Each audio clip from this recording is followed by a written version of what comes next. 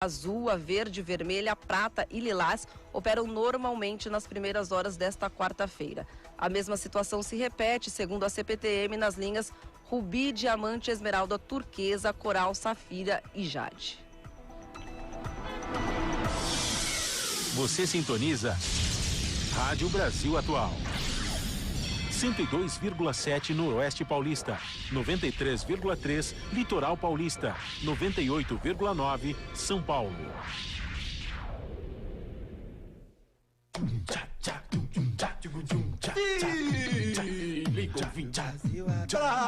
Rádio Brasil Atual. Brasil Atual. Lá vem o 968937672. Rádio Brasil Atual.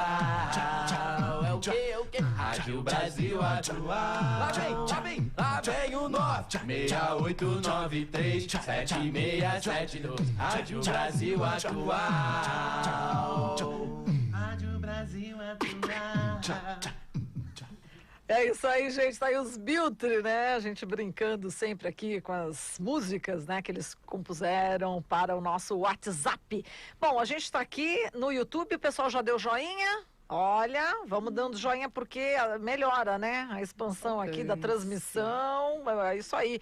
Bom dia, Nama Nunes. Muito bom dia, Marilu. Bom dia, Michel Lopes.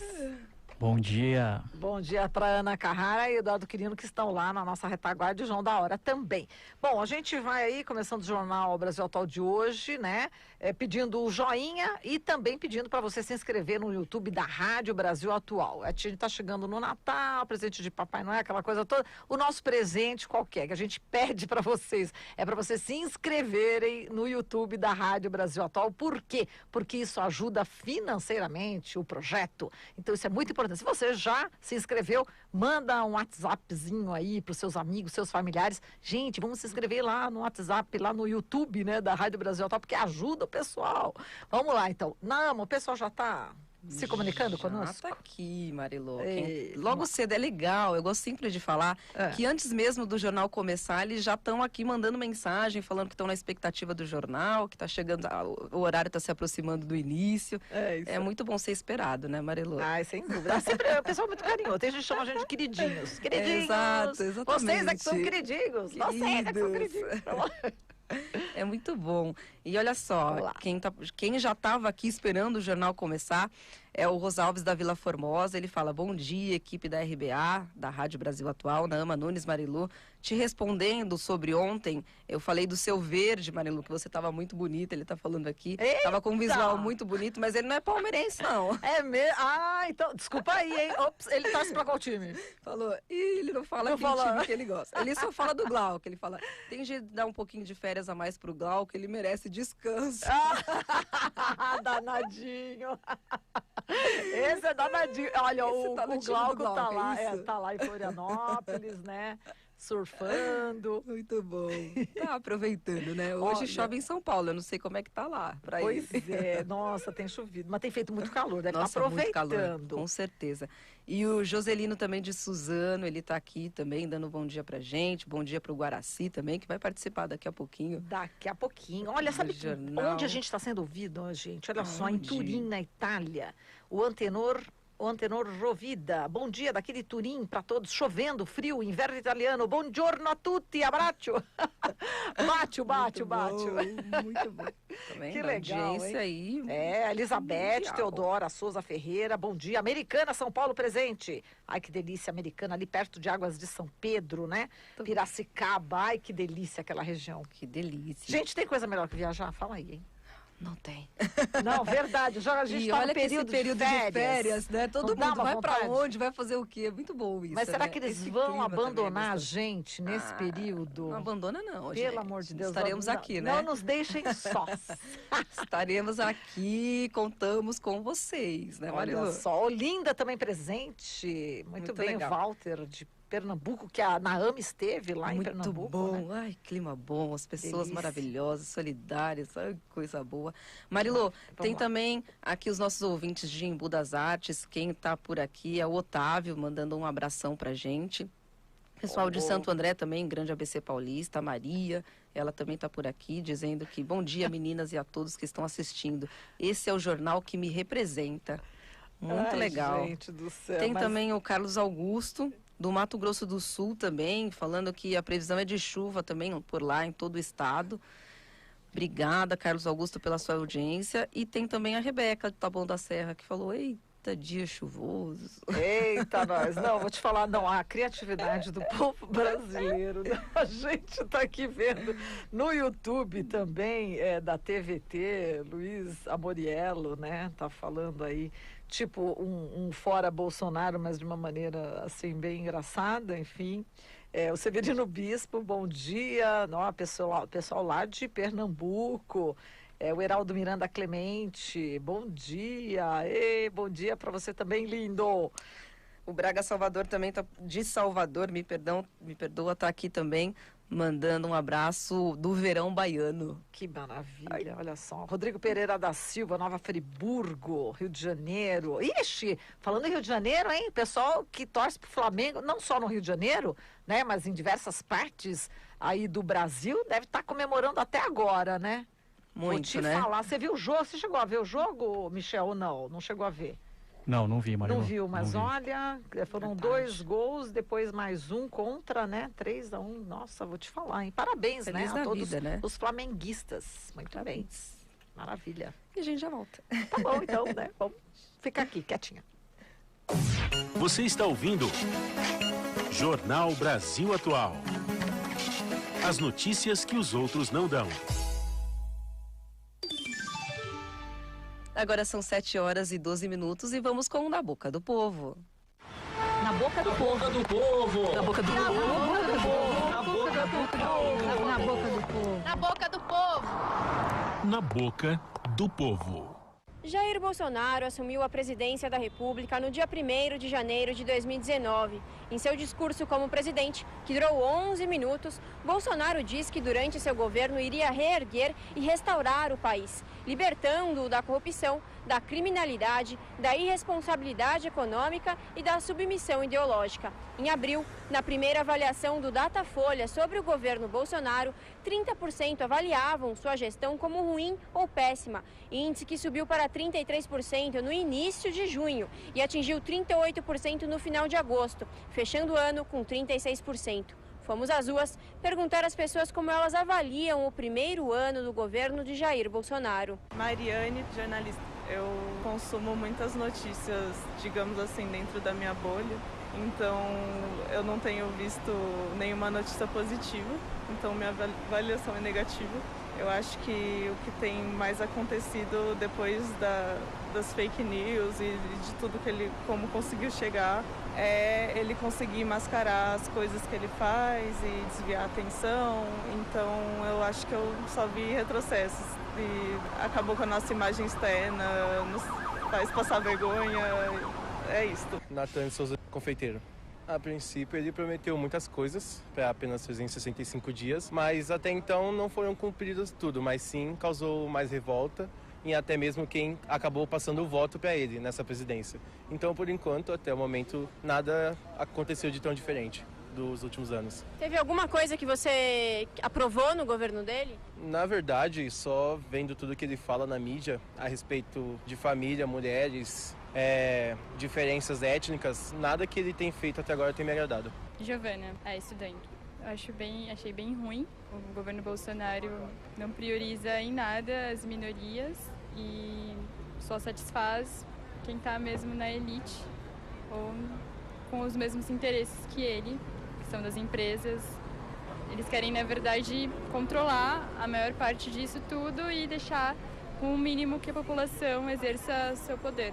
O que você espera para o próximo ano com esse governo? Que seja mais pensado sobre, principalmente, o meio ambiente, que eu acho que tem que ser mais discutido. É um problema bem agravante, cada vez mais, e ser pensado mais nas minorias. De São Paulo, Larissa Borer, Rádio Brasil Atual. Você está ouvindo Jornal Brasil Atual. As notícias que os outros não dão. Agora são 7h15. O radialista Guaraci Júnior, apresentador do programa Brasil Viola Atual da Rádio Brasil Atual, venceu a 4ª edição do prêmio Inesita Barroso, uma homenagem que é prestada pela Assembleia Legislativa aqui de São Paulo às personalidades que se destacam na sociedade em razão da sua contribuição para a música caipira de raiz e também para outras formas de arte popular.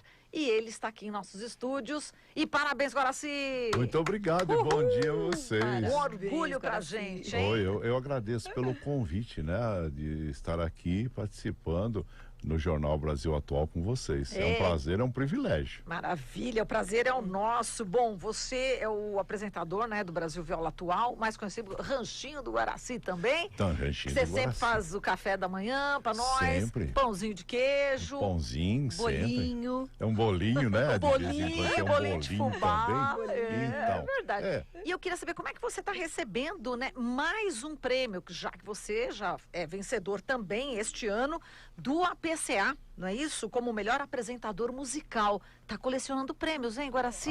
Você também, né? Estou acompanhando, seguindo seus passos, né? Pronto. É claro. Mas vamos falar de seus você. bons e serás um deles. Olha e eu só. estou me juntando aqui, não é verdade? Mas vamos falar de você, né, muito Guaraci? obrigado, Diga obrigado lá, mesmo. querido. Olha, no ano de 2018 eu recebi o prêmio da APCA, Associação Paulista de Críticos de Arte, como melhor apresentador musical.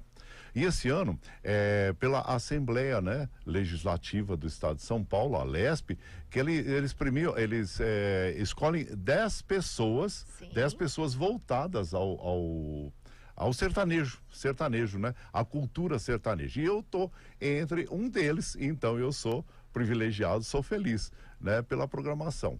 E agradeço também aqui pela rádio, né, pela Fundação do Trabalhador e a todos que me dão essa oportunidade de trazer esse programa, né, e levar a cultura raiz para as pessoas. Então, Guaraci, mas esse programa não é à toa que ele está sendo premiado, né, por diversos órgãos, entidades, porque é um programa que visa justamente valorizar nossa música de raiz, não é isso? Sim. Não é modinha, não é aquela coisa, né, enfim, que a gente fala do jabá, né, aquela que coloca dinheiro para a rádio tocar, é aquela música autêntica, não é isso? E é a importância para a gente valorizar, né? A importância dessa música para a cultura brasileira, Guaraci. É verdade.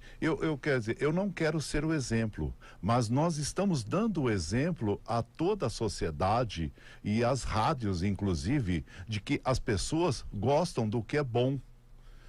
O que é feito de uma forma que é modinha, que passa, isso realmente é feito somente para faturar, e os artistas precisam, as emissoras precisam para faturar, mas nós devemos também valorizar o que é bom, a nossa cultura sertaneja, e aqui é um espaço para todos os artistas que já estão consagrados, que estão no caminho, que a gente sabe que é muito difícil um artista achar um local em que toque, né, as suas músicas. Então é muito importante o exemplo que nós estamos dando como comunicação, como é feito uma rádio. Muito bem. Agora, quem que é o Guaraci, hein? Conta pra gente a sua história um pouco, né? Eu vou abreviar. Isso.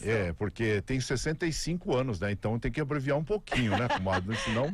Exato. Né? Não, só pra saber como é que você entrou aí no rádio, né? Então, no rádio, foi assim, estar no lugar certo com as pessoas certas na hora certa. Tem um amigo nosso, o Marcelo Bernardo, que lá de São Bernardo, trabalhava com eventos lá em São Bernardo, e ele me apresentou na época, numa festa que nós estávamos lá, ele me apresentou o Zé Mourão, que era o coordenador da época da rádio, né?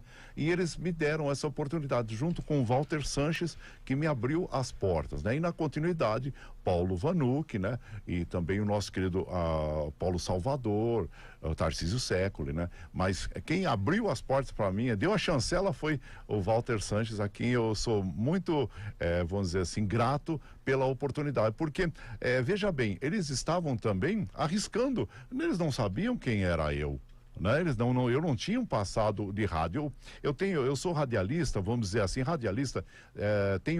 pelo Senac, eu fiz em 1987, mas eu também trabalhei na aviação, na extinta Varig, por 32 anos. Olha.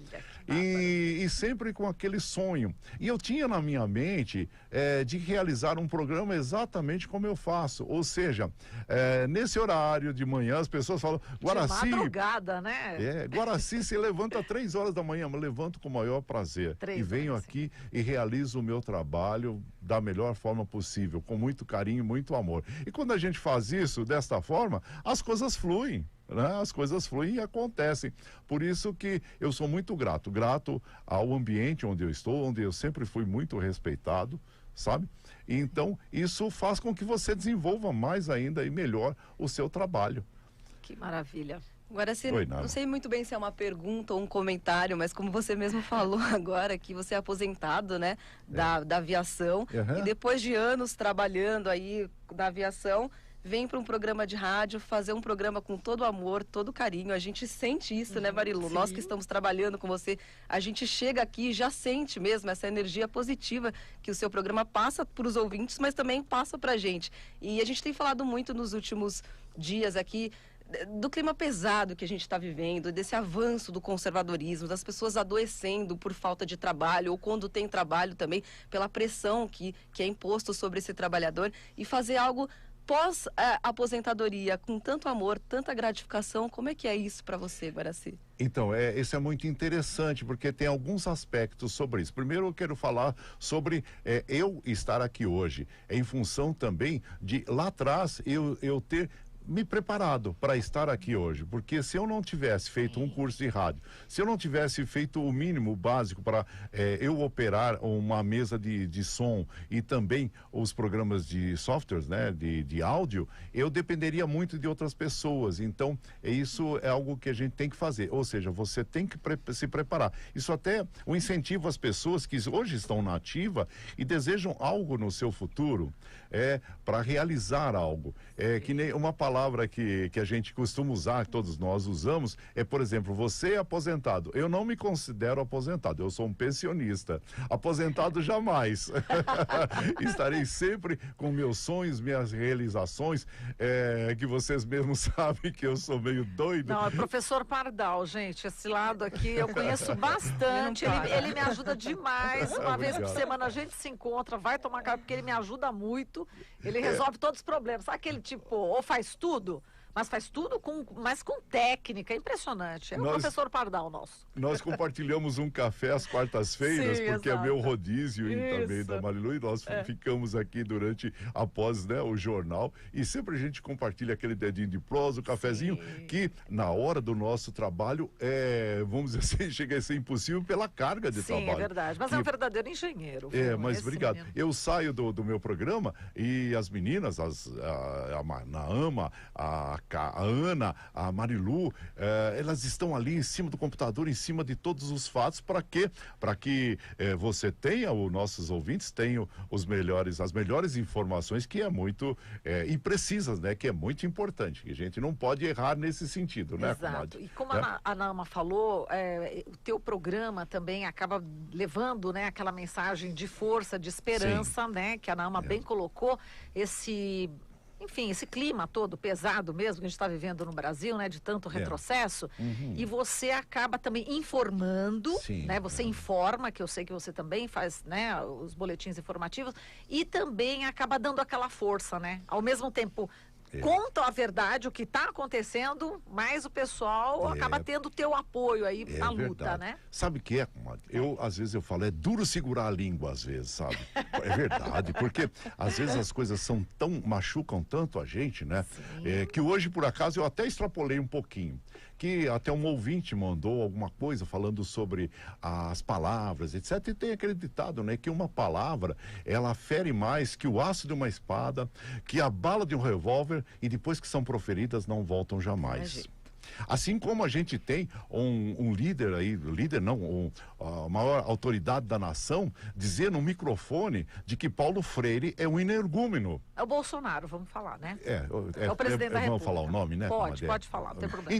Então isso me agrediu. Então, diante daquilo, eu extrapolei e falei, mas a nossa intenção não muito bem falado. Veja, muito bem falado. Veja, a nossa intenção não é, eu não sou um alienado, eu vivo sempre ouço, leio e vive diante dos fatos. Mas é que o nosso programa, a nossa filosofia, a nossa proposição é de levar aquele alento, de levar aquela coisa suave, claro. as pessoas que acordam pela manhã e também não querem ficar sendo bombardeados por informações que agridem mesmo. Assim como nós temos esses programas policialescos, né?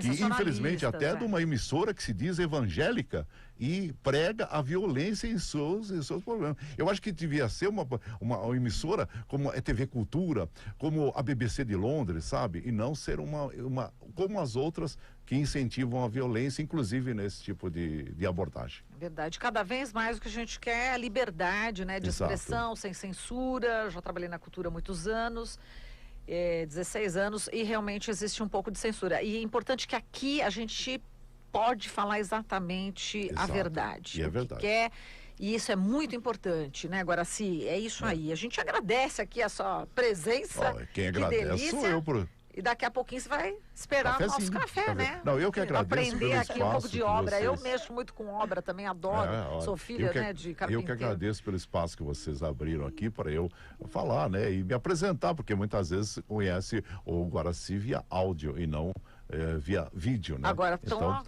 conhecendo o compadre aqui. Muito obrigado. É um orgulho pra gente, viu? Vai eu aí, ó. Agora, um orgulho pra gente, pra equipe. Muito obrigado para todos nós. Você sendo novamente premiado. Muito obrigado. Com esta, esta consideração, né, que é dada pela Assembleia Legislativa de São Paulo. Só para finalizar, eu agradeço demais ao ambiente onde eu estou, porque é através daqui que eu posso realizar o meu trabalho e conseguir os prêmios, né? Que é gostoso ser premiado. A gente faz por amor, mas o que vier a mais também é lucro, né? Não tem problema. Então eu também sou muito grato para a rádio, porque a gente conhece e sabe que é muito difícil você estar num ambiente que você possa realizar o seu trabalho com liberdade. Muito e eu agradeço demais isso aí a todos aqui. Parabéns, muito obrigado, viu? Parabéns, Guaraci, cada vez mais. Obrigado mesmo. Aí, a gente conversou com o Guaraci Júnior, ele que é apresentador do programa Brasil Viola Atual, aqui da Rádio Brasil Atual, que ganha mais um prêmio. Está colecionando. Você está ouvindo Jornal Brasil Atual. As notícias que os outros não dão. Agora são 7h27. E em contraponto ao desmonte ambiental promovido pelo governo de Jair Bolsonaro, o movimento de trabalhadores rurais sem terra planeja plantar 100 milhões de árvores. O objetivo é recuperar áreas que foram devastadas. A reportagem é de Cristiane Sampaio. O projeto de reflorestamento, batizado pelo MST de plantar árvores, produzir alimentos saudáveis, pretende plantar mais de 100 milhões de novas árvores no país. A intenção do movimento dos trabalhadores rurais sem terra é cumprir a meta nos próximos 10 anos. O objetivo do plano é recuperar áreas que foram devastadas, produzindo e comercializando os cultivos resultantes do reflorestamento. As rodadas estaduais de lançamento começaram em São Paulo no mês de novembro. No sábado, dia 14, foi a vez de o Distrito Federal receber a iniciativa. A atividade foi marcada por gritos de luta e plantio de mudas. A militante Bárbara Loureiro, da coordenação estadual do MST no Distrito Federal, explica que a ideia é fazer um contraponto ao movimento de desmonte ambiental. A reforma agrária sempre foi um projeto de enfrentamento também à degradação do modelo do latifúndio, que sempre deixou terras devastadas, terras degradadas a partir do monocultivo, mas também nesses elementos conjunturais de acirramento da crise estrutural do capital, de aprofundamento dessa crise e de como que ela tem avançado sobre os bens comuns. A iniciativa do MST foi aprovada pelo adolescente Rayuan Feitosa Maia, de 14 anos. Ele mora no assentamento Gabriela Monteiro, em Braslândia, no Distrito Federal, que é um dos espaços envolvidos na execução do plano. Eu acho que vai ser uma coisa boa, né? Que vai influenciar não só nós aqui, das futuras e próximas gerações, como aquele pessoal que nos acompanha, que estão com a gente. A gente fazendo isso vai inspirar outras pessoas. O agrônomo Gabriel Briguetti, coordenador do setor de produção do Centro de Formação Gabriela Monteiro, conta que o Distrito Federal tem vantagens que devem facilitar a implementação local do plano. Entre elas está a curta distância entre os assentamentos e a capital federal. Você está próximo de uma cidade muito grande, você tem mais acesso a vias comerciais, principalmente, porque você vai ter mais acessos a viveiros de mudas, conseguir sementes, mas além disso, o DF territorialmente ele é pequeno, então você consegue fazer uma gestão maior de pessoas. Você consegue, em um curto espaço, garantir que uma grande massa trabalhe em determinada área. Segundo o MST, não há uma meta específica de reflorestamento para cada estado. Os cerca de 25 assentamentos e 15 acampamentos do movimento na região do Distrito Federal e do entorno devem se envolver diretamente na execução do projeto. De Brasília, da Rádio Brasil de Fato, Cristiane Sampaio. Você está ouvindo Jornal Brasil Atual. As notícias que os outros não dão. Agora são 7h31 e vamos falar agora com Wagner Ribeiro, nosso colunista, ele que é professor do Departamento de Geografia da USP, do programa de pós-graduação em Ciência Ambiental. Oi, Wagner, bom dia. Bom dia, Marilu, bom dia quem nos acompanha. Bom, Wagner, vamos começar aqui com a aprovação, por parte da Câmara dos Deputados, que concluiu nesta terça-feira a votação do projeto que estabelece o novo marco legal do saneamento básico. Bom, eu vi aqui o material, inclusive, que você disponibilizou, pra gente estudar. Realmente muita coisa por trás, muitos interesses por trás dessa aprovação desse novo marco legal do saneamento. E a gente vê, por exemplo, na televisão, olha, agora sim teremos o esgoto, vamos ter metas aí ousadas, que boa notícia. Mas não é bem assim, Wagner? Vamos falar bastante aqui sobre esse tema que é muito importante, Wagner. Você tem razão, Marilu. Está sendo vendido algo que não corresponde à realidade, Por que nós já podemos afirmar isso com muita tranquilidade? Porque o processo de privatização de gestão e dos serviços de água, saneamento, esgoto, oferta também de água para abastecimento, ele começou com um grande impulso na década de 90, Houve várias privatizações, inclusive no Brasil.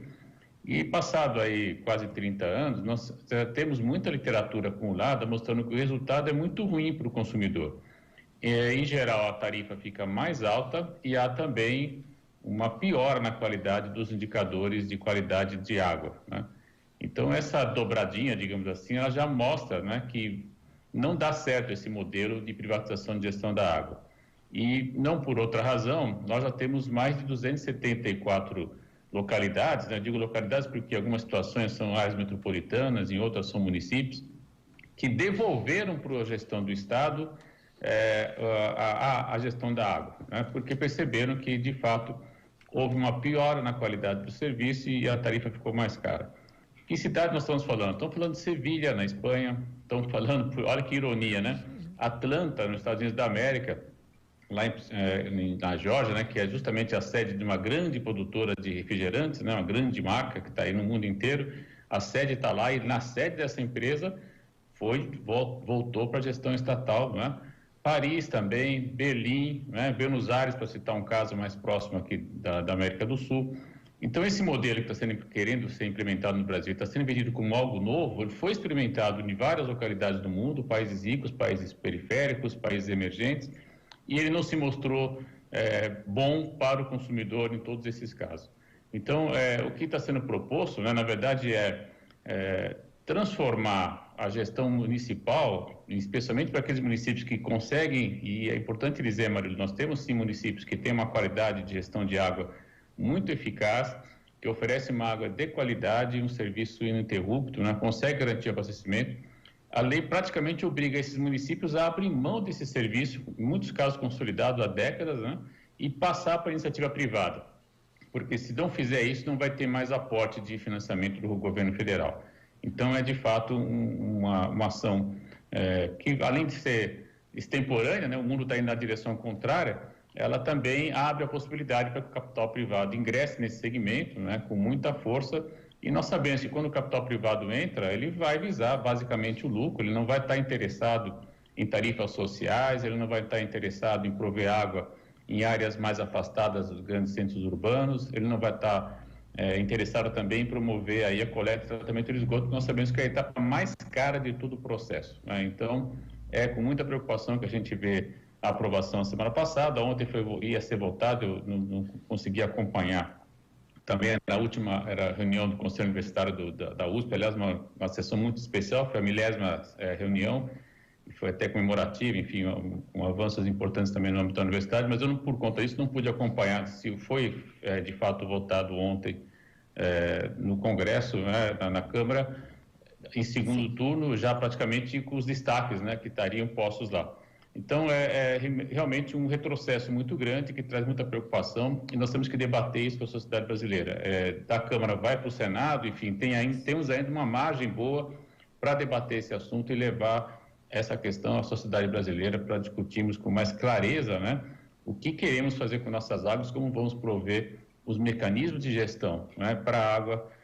E veja, Marilu, por coincidência, logo mais eu vou estar na Unicamp numa banca que vai discutir justamente um belíssimo trabalho de doutorado da Natália, enfim, que discute a gestão da água em São Paulo, discute o modelo francês, faz uma análise comparativa com o modelo da Austrália. É mais uma contribuição, portanto, que a gente tem aí, crítico, né, a esse modelo de privatização de água. Então, não tem nem como dizer, por exemplo, que não tem literatura crítica, inclusive produzida no Brasil. Existe, sim, muitos trabalhos de qualidade e que podem subsidiar essa discussão, reforçando o compromisso público, o caráter público da gestão da água. Muito bem, convida depois a Natália também para vir aqui, hein, para a gente fazer uma entrevista com ela. Agora, só acrescentando, né, nenhum destaque, né, foi aprovado, agora cabe exatamente ao Senado votar esse novo marco. Wagner, agora, na realidade, essa questão da água é um assunto bastante sério, que você já tem falado, e dos interesses por trás, né? A gente sabe que existem aí empresas de alimentos, empresas de bebidas, que têm muito interesse nas águas aqui do Brasil, da América do Sul, e no caso o aquífero Guarani principalmente, e esse é um motivo também pelo qual esse projeto foi aprovado, não é isso? Tem a ver também com os interesses internacionais, empresas como Nestlé, Coca-Cola, vamos dar nome aos bois, exatamente é o que acontece, né? Os interesses por trás, não é isso, Wagner? Não, sem dúvida, Marilu. Além das empresas de produção de alimento e de bebida que você citou, nós temos também as chamadas 7 irmãs aí, né, enfim, ou senhores da água aí, cada um dá um nome que quiser, mas que são basicamente grupos de capital francês, estadunidense e britânico, que atuam, né, e como eles se reagrupam, se reorganizam com muita frequência, né, ora é a Veolia, ora é Água de Lyonnaise, enfim, há uma série de nomes que eles vão mudando, né, eles vão se reagrupando, mas de todo modo é capital francês, capital estadunidense, capital britânico, né, que tem aí empresas importantes que atuam com muita força, né, foram os grandes lobistas nos anos 90, junto ao Banco Mundial e também ao FMI, para promover a privatização dos serviços de água em vários lugares do mundo. Conseguiram naquele momento avanços importantes, mas como eles estão perdendo muito mercado no mundo, acharam aqui agora no Brasil, né, Opa, a gente está tendo um pequeno problema aqui. E sem dúvida o aquífero Guarani, pelas suas reservas importantes. Está picotando um pouco, vou ver se eu consigo dar uma ajuda aqui nessa parte. Tomando algumas providências aqui no meu computador. Vamos ver se agora melhora, agora piorou mais ainda. Vamos ver por telefone, vamos terminar por telefone então. Wagner, você está aí com o telefone do teu lado? Oi, Wagner. A gente perdeu aí a conexão, vamos tentar de novo. Vamos tentar restabelecer. Restabelecer aqui o contato com o Wagner Ribeiro, ele falando, né, todos os interesses que tem por trás, né, dessa questão da água, da privatização, e a gente sabe que realmente para cada litro, isso que eu ia até comentar com ele, olha só, hein, para cada litro de bebida, né, que é produzido, né, por exemplo, a Ambev declara que usa 2,94 litros de água. Né? Bom, tem lugares já no mundo que, no caso, um refrigerante tem o mesmo valor da água, então o pessoal acaba bebendo, né, o refrigerante ao invés da água, causando aí problemas de saúde pública. Bom, já temos a conexão com o Wagner. Oi, Wagner, estava falando aqui alguns dados enquanto você estava aí tentando a conexão.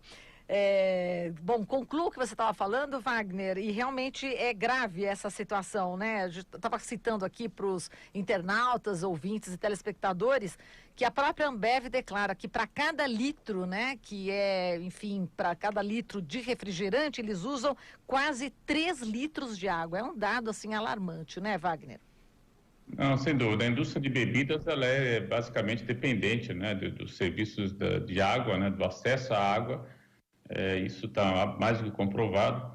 Mas nós temos também o comércio de água engarrafada, né? E eu não sei a que ponto houve o corte da transmissão, mas eu dizia também que há uma presença muito forte de capital francês, capital estadunidense, capital britânico, que atuam nos serviços de gestão da água, digamos assim, que toda a parte de coleta da água, tratamento, distribuição e também de saneamento básico. E esses 3 setores, digamos, do capital internacional estão perdendo muito mercado com toda essa antipropaganda, né? Quando você tem cidades como Berlim, Paris, mesmo cidades dos Estados Unidos da América voltando, né? Sevilha, que é uma grande cidade, mais de 2 milhões de habitantes, também Madrid está nessa direção, Barcelona está discutindo também para voltar para a gestão estatal, enfim.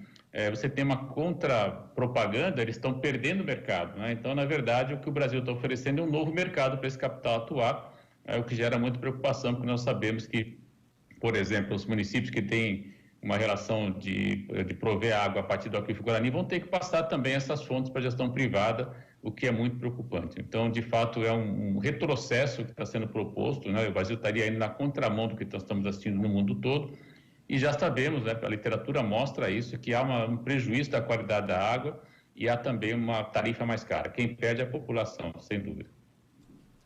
Wagner? Bom dia. Oi? Ô Wagner, e para a gente repercutir aqui também, ontem o Conselho Nacional de Direitos Humanos classificou o rompimento da barragem do Fundão operada pela mineradora Samarco em Mariana como o primeiro crime ambiental como violações de direitos humanos. Então, para o Conselho, aqui as 19 mortes ocasionadas pelo crime ambiental e os demais crimes ocorridos em decorrência da tragédia que ocorreu em novembro de 2015 foi uma violação de direitos humanos de excepcional gravidade. Como é que você analisa isso, Wagner? Uma vitória importante do movimento social, do movimento dos atingidos por barragem, de toda a população afetada direta e indiretamente por essa tragédia, por esse crime agora caracterizado, né? E que mostra, né, que é um indício, né, de que talvez venhamos a ter algum tipo de responsabilização mais direta envolvendo aí todo o corpo dirigente da Vale e o corpo técnico também. Não dá mais para fazer de conta, né, porque houve uma recorrência, infelizmente, lamentável agora no início desse ano com Brumadinho, e se nós não tivermos força, né, e contundência até, eu diria, na tipificação desse tipo de situação, infelizmente podemos ter situações reiteradas, levando aí a novas vítimas e a um prejuízo ambiental incalculável, como foi o caso tanto de Mariana quanto de Brumadinho. Então, me parece uma situação muito acertada, né, do Conselho Nacional de Direitos Humanos, e que nós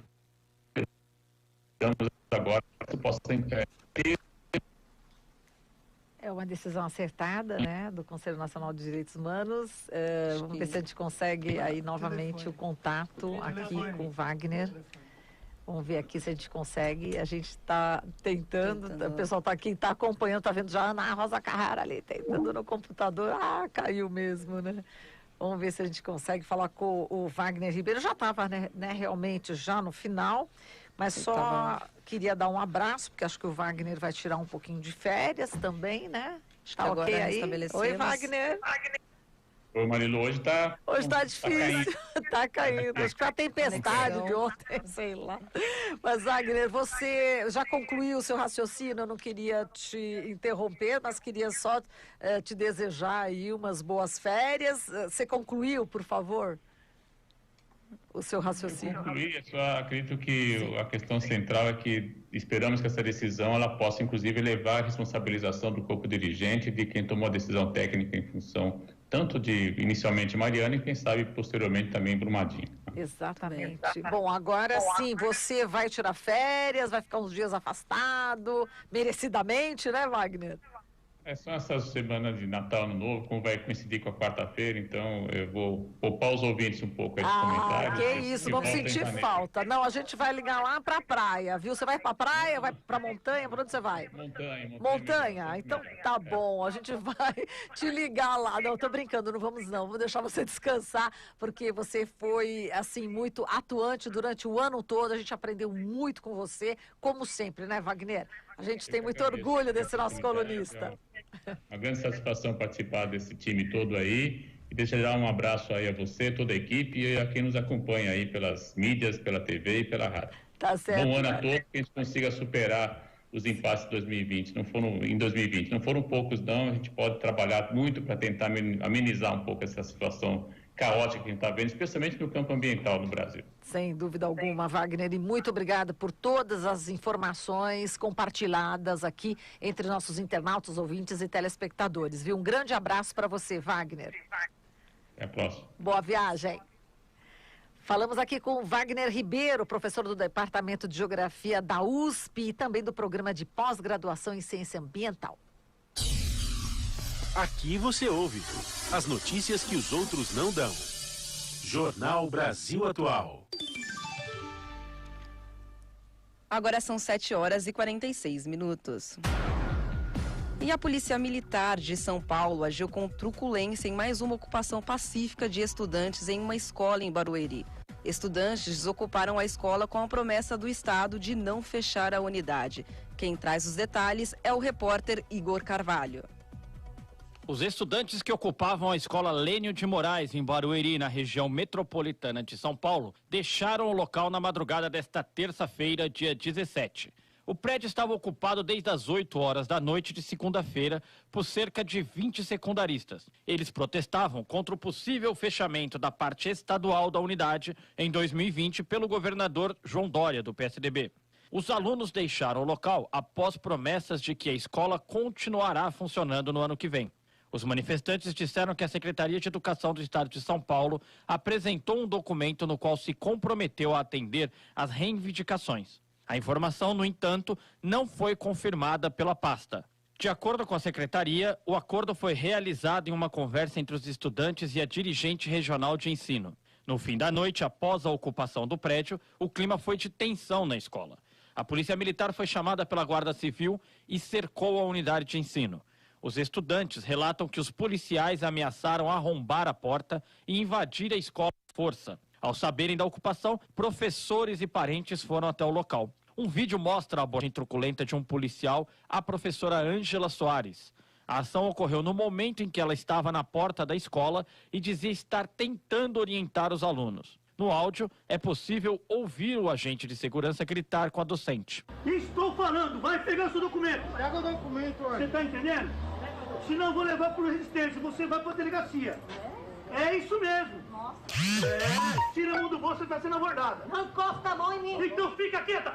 Você está pensando que é o quê? Aqui é polícia, beleza? E daí? Baixa essa mãozinha, baixa essa E daí? Sou professora. E daí? Mereço respeito. Então abaixa a sua voz.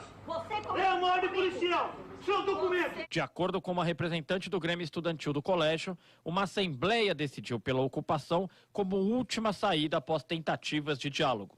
Ela explicou ao Brasil de Fato que, mesmo sem qualquer comunicado oficial sobre o possível fechamento, os secundaristas já tiveram as matrículas realocadas para unidades de ensino em locais distantes. Eles estão querendo fechar a nossa escola, só que a nossa escola ela é compartilhada, ela é MEF e Estado. E nós fomos na diretoria de ensino para tentar entrar em um acordo, só que o pessoal lá riram da nossa cara, sabe? Foram super debochados, nós tentamos de todas as maneiras. Fomos na Câmara Municipal, na diretoria de ensino, entendeu? E nada, nenhuma resposta. A estimativa do Grêmio é de que mais de 300 estudantes sejam impactados com o encerramento das atividades da unidade estadual. A Secretaria de Segurança Pública do Estado se manifestou sobre a atuação policial na unidade. A pasta informou que apura o ocorrido. De São Paulo, da Rádio Brasil de Fato, com informações de Nara Lacerda, Igor Carvalho. E ainda sobre a ocupação na escola, então, em Barueri, o repórter Jomiag, da TVT, ele conversou com a professora Ângela Soares, vítima da truculência policial. Vamos acompanhar. Vocês viram lá, eu estava tentando me controlar, tentando ficar calma para não cometer nenhum erro. Mas eu me senti muito mal, muito maltratada, muito triste, me senti assim um lixo, como se fosse uma pessoa que estivesse roubando alguma coisa, cometendo algum ato ilícito, e eu não estava cometendo nenhum ato ilícito. Em relação, ele veio muito agressivo com a voz alta, assim, a senhora se intimidou, como é que a senhora se sentiu assim em termos de intimidação desse policial? Ele intimidou um pouco, né? Porque eu não tô acostumada com as pessoas gritando comigo. Mas eu tentei manter a calma e fui falando baixo o tempo inteiro. Quando ele colocou a mão na minha mão, que tirou minha mão do bolso, aí eu pedi para ele tirar a mão, que ele não poderia tocar em mim e que era para ele falar baixo, que ele não precisava falar comigo daquele jeito, porque eu não estava falando com ele na falta de educação. E aí ele continuou gritando e cada vez colocando o rosto mais próximo do meu. Eu fiquei imaginando ele já me dando um soco no rosto, alguma coisa parecida. Você está ouvindo Jornal Brasil Atual. As notícias que os outros não dão. 7h50. Custo de vida, emprego e desemprego, cesta básica, tarifas públicas, salário mínimo. Agora, na Brasil Atual, a análise do DIEESE. Clemente Ganslúcio, diretor técnico do DIEESE. Olá, Clemente, bom dia. Bom dia, Marilu, bom dia, ouvintes. Clemente, olha só, o Brasil está na 130ª colocação no ranking que analisa a igualdade salarial entre homens e mulheres com trabalho semelhante. O dado aqui é do relatório do Fórum Econômico Mundial e eu gostaria que você falasse sobre este tema, né? Que realmente entre 153 países nós estamos na 130ª colocação lá embaixo, né, Clemente? Exato, Marilu. Esse é um relatório que na verdade, o Fórum Econômico Mundial acaba de divulgou nessa terça-feira, dia 17, analisando múltiplas dimensões aí no mundo do trabalho, inclusive a desigualdade de gênero, a desigualdade entre homens e mulheres, mostrando que o Brasil está numa posição muito ruim, são 150 países, o Brasil está na posição 130, portanto, mostrando que há, na verdade, 23 países em situação pior do que o Brasil, nesses 153, 129 países em situação melhor do que o Brasil, considerando que o Brasil é uma das 10 maiores economias do planeta, ou seja, nós deveríamos estar como economia entre os países que teriam a melhor condição de oferecer bons empregos, bons salários e, no quesito da desigualdade, ser um país que tem uma perspectiva de eliminar essa desigualdade de forma muito rápida. Se nós considerarmos a dinâmica com que essa desigualdade vem sendo lentamente superada, o Fórum Econômico estima que o Brasil levaria 59 anos ainda para superar as desigualdades que foram identificadas, o mundo, no geral, quase um século, se nós considerarmos todas as desigualdades presentes em todos os países, ou seja, há uma longa caminhada mostrando que no mercado de trabalho brasileiro, onde nós temos aproximadamente quase 100 milhões de pessoas ocupadas, quase 45 milhões são mulheres, 55 milhões são homens, e há, portanto, uma longa caminhada de políticas públicas e de políticas nas relações de trabalho, de iniciativas das empresas,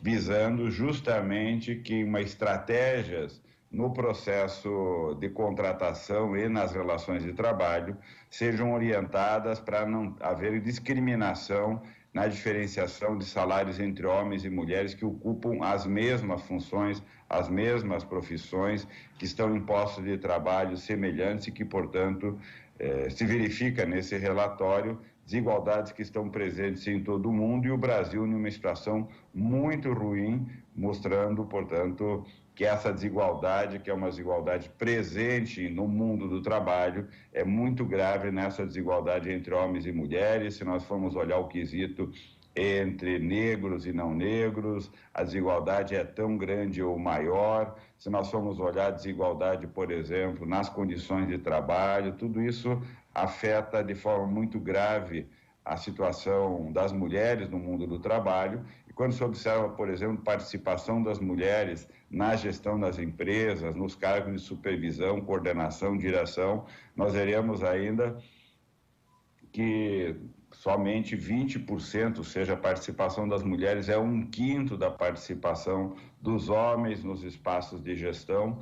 Portanto, não é só desigualdade salarial, mas é também a desigualdade nas inúmeras funções e responsabilidades e na própria perspectiva de ascensão profissional, no qual as mulheres estão em uma desvantagem muito grande. O relatório é um relatório importante que confirma inúmeros outros estudos que apontam essas desigualdades e que, na verdade, afirmam a necessidade de políticas públicas e de iniciativas empresariais visando essa superação e, evidente, uma agenda do movimento sindical para colocar isso na pauta, nas negociações, nas lutas sindicais, para enfrentar esse grave problema. Marilu. E para conseguir essa paridade, a gente vai demorar muito tempo, né, Clemente? Pelo que a gente está analisando aqui da pesquisa, né? Exato, exato. No caso brasileiro, a indicação é uma estimativa de que nós levaríamos quase 60 anos, uma estimativa de 59 anos, para que o Brasil, nessa velocidade, tivesse a superação do problema. No caso, pensando no mundo, nós caminhamos para mais de 90 anos, a estimativa do Fórum, olhando para o problema e olhando que na velocidade atual, mantida essa velocidade, portanto, sem haver uma ação muito mais vigorosa para a redução da desigualdade, a redução ocorre de forma muito lenta e isso exige, portanto, novas iniciativas e novas atitudes do poder público, dos sindicatos e das empresas. Perfeito, tá certo, Clemente. A gente agradece aqui a sua participação, vai estar com a gente esses dias, vai te dar aí umas férias. Como é que é, Clemente? Não, vamos estar por aqui. Eu vou só viajar no Natal, mas depois eu estou por aqui direto até final de janeiro. Perfeito. Sem férias. Sem férias, tadinho. Tá certo, Clemente. A gente volta a se falar amanhã. Um abração para você. Até mais. Até amanhã.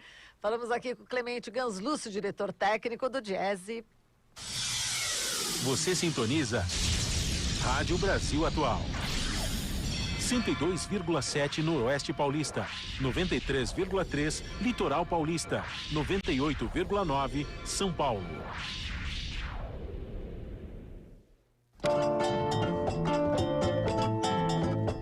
Samuquia Selva, Rádio Brasil Atual. Os sons que as outras não tocam, as news que não estão no jornal. 98.9 é a Rádio Brasil Atual. Mande um zap agora, não deixe pra depois. 968-937-672. 968-937-672. Ah, Samuquia Selva, vamos nesse embalo, Nama. E aí, galera aí participando. Galera que parabenizando o Guaraci, muitas mensagens falando que o prêmio do Guaraci foi super merecido. Os ouvintes adoram ele, viu, Marilu, por aqui. Nossa, tem um fã-clube danado. Quando a gente foi em Mogi, nossa senhora, foi demais. Foi muito legal. E a equipe toda também, né? Foi bastante abraçada lá em Mogi das Cruzes, no show do Hora do Rango Especial, direto. Achei engraçado que teve um ouvinte aqui que falou: Guaraci, nada de café hoje, você acorda com as galinhas, vai dormir, ó. Não, ele que faz o cafezinho aqui pra gente, tá lá coando já o café, passando café. Muito bom, muitas mensagens aqui, ó. Tem o Severino Ramos, ele é do Mato Grosso, ele fala: que jornalismo bom, jornalismo sem maquiagem dos fatos, com credibilidade, diferente dos meios de informações que tem por aqui no Mato Grosso. Muito obrigado, viu, Severino? Agora, Marilu, a gente também recebeu uma rima aqui do Geraldo Salles, do Juazeiro do Norte, no Ceará. Ele manda um texto aqui, uma rima. Vou ler aqui para vocês. Leia, por favor. Uma rádio diferente, programação sem igual. Depois que a descobri, jamais mudei de canal. O nome da descoberta é Rádio Brasil Atual. Uhul! Palmas, querido! Que maravilha! Logo cedo, super inspirado aqui. Que legal! Você deu um complemento à rima, é isso, Marilu? É isso aí. Muito bom, hein? Pessoal muito criativo. Bom. É demais. Logo cedo, é muito bacana. Muito legal, muito legal. Nossa. E aí a gente tem aqui a Maria de Osasco dando um salve. Bom dia a todos da rádio e aos ouvintes da Brasil Atual. Muito boa programação, parabéns, Guaraci, compadre, você é muito bom. Ele é. Muito isso legal. Aí, compadre, tá lá. Tá Muito lá esperando legal. o café nosso. Vamos lá. Tem o Wagner Bossi, também está por aqui, dando parabéns, falando que o prêmio do Guaraci foi muito merecido. O Joselino de Suzano também, meus parabéns, compadre Guaraci, você merece. Continue com esse trabalho importante que é resgatar a nossa cultura. A Sol da Bela Vista também está por aqui, dando um bom dia, parabenizando o Guaraci. E o Walter está por aqui. Parabéns, Marilu, por trazer o Guaraci em seu programa. Não conhecia, fico feliz. Sua programação e seu diálogo são muito bons. Ah, que legal. E olha aqui, falando da matéria, né, que a gente apresentou aqui da TVT, o pessoal aqui no YouTube está reagindo, né? Eles falaram assim, né? Policial atacando professora é o fim, né? Também elogiando o professor Wagner Ribeiro, excelente, muito bem.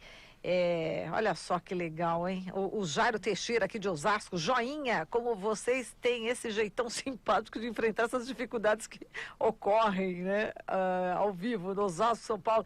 A gente precisa manter o humor, né? O bom humor. Né? O bom humor, ninguém aqui é especialista, né? Mas pelo menos manter o bom humor é importante nesse período aí, né? De tanto retrocesso, né? Tanta desgraça, né? O Rogério de São José dos Campos também está por aqui repercutindo essa ação da Polícia Militar com essa professora. Muito triste, né, Marilu? É chocante. Muito. A gente vê a maneira como o policial se comporta com a professora e ela tendo que dizer ali para não falar daquela forma com ela que ela era professora, uma educadora. É o fim mesmo, como diz aqui o nosso ouvinte, é terrível. E o F. Moraes está falando o seguinte, mora no bairro Eloy Chaves, em Jundiaí, tem na rodovia Coca-Cola e Ambev, elas usam a água da Serra do Japi, ponto estratégico para as fábricas, pagam pela água? Não sei se pagam, e se pagam justo, tá aí o desabafo do F. Moraes. Certo? É que é muita gente, viu, pessoal? Muita gente. É isso aí. Ainda bem, né? Nós voltamos já, então. Então tá bom, vamos embora. Você está ouvindo Jornal Brasil Atual. As notícias que os outros não dão. Agora são 8h01 e vamos com Na Boca do Povo. Na boca do povo. Na boca do povo. Na boca do povo. Na boca do povo. Na boca do povo. Na boca do povo.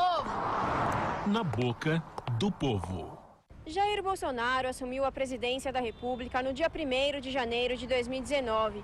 Em seu discurso como presidente, que durou 11 minutos, Bolsonaro diz que durante seu governo iria reerguer e restaurar o país, libertando-o da corrupção, da criminalidade, da irresponsabilidade econômica e da submissão ideológica. Em abril, na primeira avaliação do Datafolha sobre o governo Bolsonaro, 30% avaliavam sua gestão como ruim ou péssima, índice que subiu para 33% no início de junho e atingiu 38% no final de agosto, fechando o ano com 36%.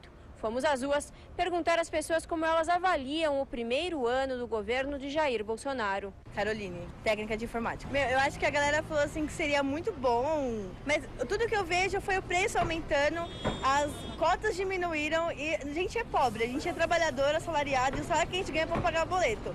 Com ele, tudo subiu muito.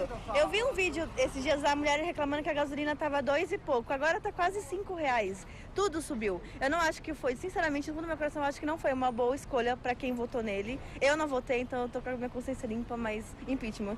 Isabela, sou arquiteta. Eu acho que foi uma grande confusão. Acredito que muitas coisas foram encobertas por grandes palhaçadas que ele disse. E as grandes questões, como a reforma, ou mesmo as questões ambientais, ficaram um pouco escondidas nesse aspecto, né? E aí, no final das contas, a mudança que as pessoas estavam prevendo não aconteceu. E eu acho até que deu uma piorada. Eu acho que o desemprego deu uma estagnada, mas também não houve muitos empregos. Então, não acredito que tenha sido a mudança efetiva que as pessoas buscaram. É Ricardo, assistente cabeleireiro. Olha, eu particularmente, embora eu não seja muito do meio político, eu comecei a prestar mais atenção nisso. Ele veio com várias propostas, até digo que algumas foram bem bacanas, porém, ao meu ver, não mudou absolutamente nada, pelo contrário, piorou e muito mais. Não me vem nada daquele homem que seja bom, assim, porque foi uma coisa muito dita ele falou tudo que ele não era a favor, ele falou tudo que ele era contra, ele disse coisas e só foi apaziguado tudo que ele fez. Então esse é o meu ver de toda a situação. De São Paulo, Larissa Borer, Rádio Brasil Atual. Aqui você ouve as notícias que os outros não dão. Jornal Brasil Atual. Agora são 8h05. Vamos fazer aquela análise política. Vitor Marchetti, professor e cientista político na Universidade Federal do ABC, é o nosso convidado de hoje. Olá, Vitor, bom dia. Oi, Marilu, bom dia. Bom, Vitor, você ouviu aí, acho que você estava na escuta, né? Sim. Em relação na boca do povo e na boca do cientista político, hein? Como é que você avalia o primeiro ano do governo Jair Bolsonaro? É só uma brincadeira, enfim, só para a gente linkar aqui com o na boca do povo, né? Deu realmente muito o que falar, né, Vitor? A gente vai te chamar depois para a gente fazer uma entrevista mais completa e tal, mas só para a gente analisar o que esse povo aí estava falando, se você ouviu aí. Sim, Marilu. Olha, a gente teve uma avaliação do primeiro ano de governo das piores desde a redemocratização, né? Quer dizer, isso a gente já vem acompanhando aí ao longo do ano, várias pesquisas mostrando o índice de aprovação. Às vezes até a gente esquece que a gente está falando do primeiro ano, né? Quer dizer, o primeiro ano geralmente é um ano com um suporte muito maior à presidência, porque você supõe que ele acabou de ser eleito com uma votação que foi uma votação expressiva, com expectativa dos eleitores. Tem aquela famosa moratória, né, que o eleitor, o cidadão costuma dar para o político eleito, né? Assim, olha, ele acabou de ser eleito, ainda tem problemas que são do governo anterior, vamos dar um tempo para o governo agir, aquilo que a gente chama lá de moratória, né? E a gente viu que rapidamente essa moratória foi derretendo, o estilo do presidente contribui enormemente para o derretimento da sua própria popularidade, né?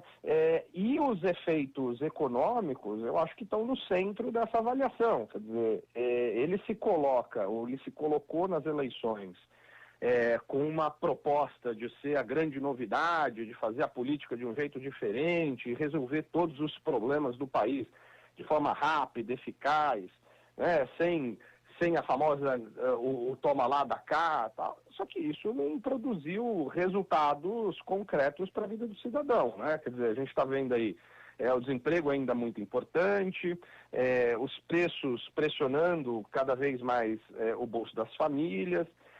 Final de ano geralmente é um final que o comércio aquece um pouco mais, mas ainda assim a gente tem alguns elementos, por exemplo, você pegar o preço da carne, né, que tudo bem, vamos lá, olhar para a conjuntura internacional, China comprando mais carne, tal, mas isso é algo que pega diretamente no bolso das pessoas, é um item de consumo que era um consumo que tinha se popularizado bastante no país nos últimos anos, né?